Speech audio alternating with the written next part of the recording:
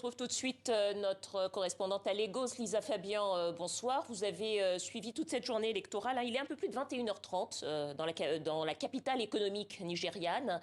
Où est-ce qu'on en est des opérations de dépouillement? Eh bien, elles sont en cours en pleine nuit, sous le regard des électeurs qui veulent vérifier que leur voix est bien prise en compte. Le vote se poursuit même dans certains bureaux du pays.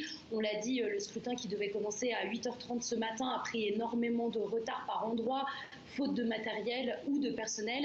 Cette situation a provoqué des tensions, les électeurs réclamant de glisser leur bulletin dans l'urne.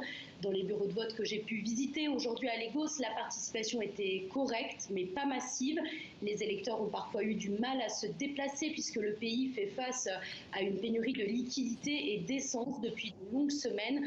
Par contre, l'enthousiasme était vraiment au rendez-vous avec une vraie envie de faire entendre sa voix, de participer et je crois que c'était le cas sur l'ensemble du territoire. Lisa, il y a eu beaucoup de tensions sociales ces dernières semaines au Nigeria et donc beaucoup de craintes aussi sur la sécurité de ces élections.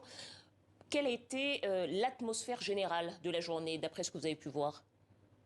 Honnêtement, les choses se sont passées beaucoup mieux que d'habitude.